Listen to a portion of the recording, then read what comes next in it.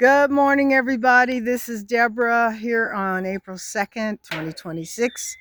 It's a beautiful day in Rhonda, and I'll just pan around so you can see how pretty it is. Look at these flowers in on the treetops. I just noticed that. That is really very, very interesting. Um, it's a beautiful day today.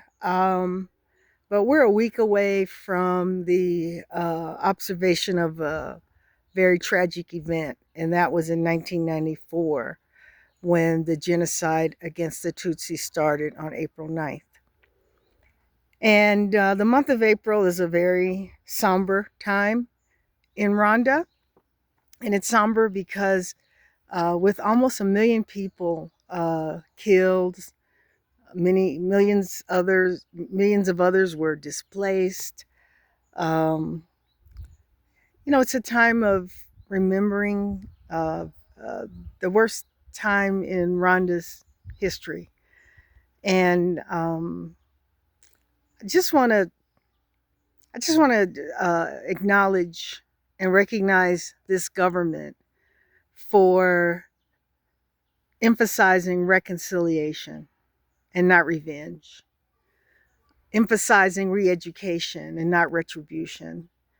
The government established certain reconciliation villages where the people got extra money to support their communities if they could show that they could live together in peace and harmony, even after such tragic events took place. I met a couple of people from one of those villages, and there's a tall woman and a short man. I'll never forget. The tall woman lost relatives because the short man, who was her neighbor, killed them. After reconciliation, after the community courts, gachaca, gachacha, gachacha courts. Okay. Um, people had to learn to forgive. You had to forgive in order to move forward, and they got that lesson. This man is now godfather. Let me get it right. He asked her daughter to be godmother to his children. Okay? Can you imagine? Just imagine that. So I wanted to just take some time to acknowledge that the month of April is a very somber time. In Rwanda, there will be no loud parties, no loud music. People tend to wear darker colored clothes. And I think starting on the 9th, we'll have official ceremonies, both local in the villages. I went to the one that we had here last year. Hope to go again if I can get an interpreter. And a mass commemoration ceremony downtown in the arena. So with that, let me just tell you what's going on. Before you see compost pile number 1. Take a look at the mushrooms that are growing out of it. See there on the top? Look at how healthy this grass looks. That is here because we made a mistake of not letting that grass completely grow out before we put it in there. I mean, it like literally circles the pile. Here's pile number 2, which we completed a couple days ago. And now we're at pile number 3. And you'll notice something different about it. We're using a different sawdust. This is from the umuvumu tree, which is a tree that is very sacred. I don't want to say sacred as in you don't cut it down, because people do cut it down. But it's very important to the culture here. People use this tree to make wooden artifacts. I believe the tree also yields fruit. And it has a fragrance. I was a little concerned about that. I still smell it a little bit. You can see what the wood, it's more like wood chips than sawdust. I was a little concerned about that because I don't want the odor to get into the final uh, compost product. So we're going to experiment with this, see what it does. They dropped a few wood chips in my car, and I didn't smell them after a day or so. So we'll see if that happens with the compost as well.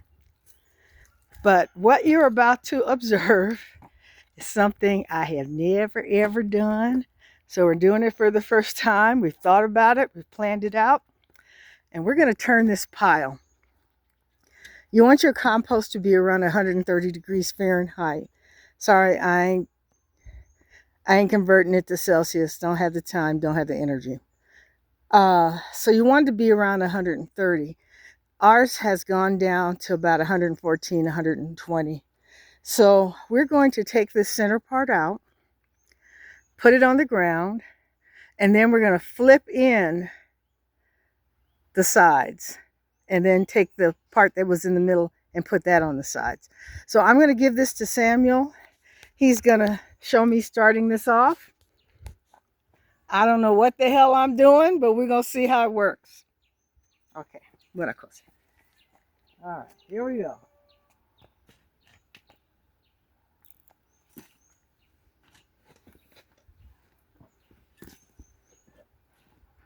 Way too many avocado seeds.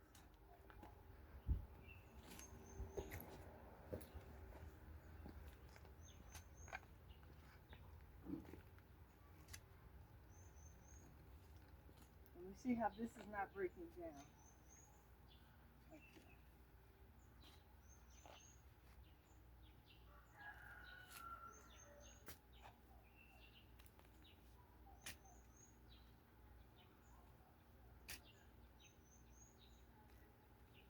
And I see a lot of big pieces of stuff here. Now, if you look here,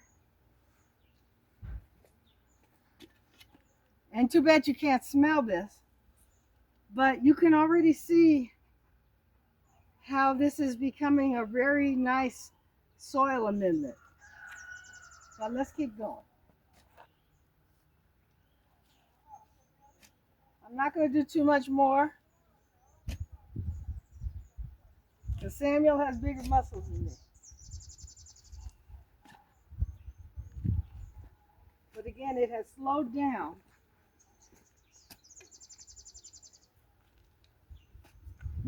And I think one of the things from my observation, here you go, Samuel. Go ahead. Okay.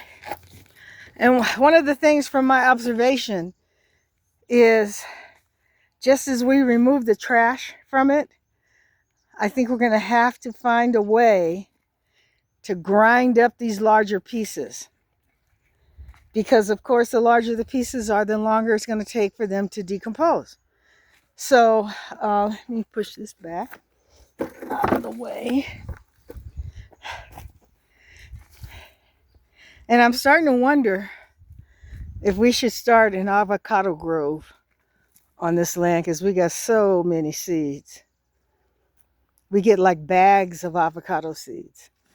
Okay. And I'm also seeing little pieces of trash that are still in here, which of course I really don't like. So I'm thinking maybe we need to get, now look how wet this is, the inside of this avocado. So what I think we should do is, I guess, get some scissors. And when these large pieces come in, put on some gloves. And we have scissors especially for the compost. And just start cutting these things down. And then that will help the decomposition process. And, you know, quite frankly, we want to get this to market, but we want to get it to market with the right product. We want to make sure that it's healthy. We want to make sure that it does what it's supposed to do, which is to help the soil. I mean, I think it's looking pretty good already, and this is after just a month. So we need another couple months. But I really would like to see us have smaller bits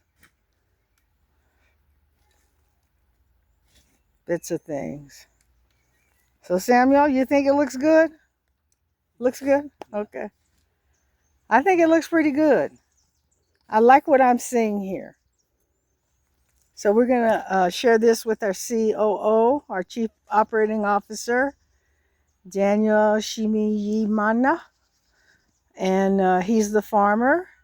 And we want to see what he says. He's expressed concern. Huh. All right. Oh, okay. He's expressed concern about the small size of the sawdust, thinking that it will, because it really does seem to stay around a long time, the sawdust. Although this seems to be breaking down really nicely. Because, you know, I compost at my house as well. And the sawdust does seem to stay around a lot.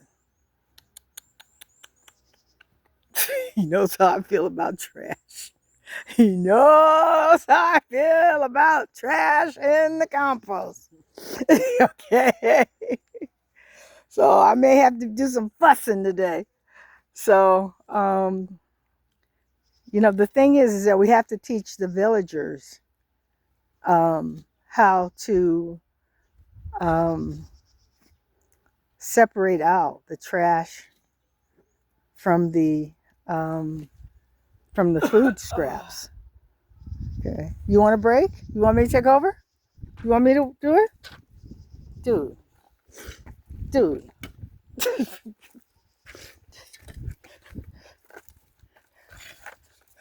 Watch.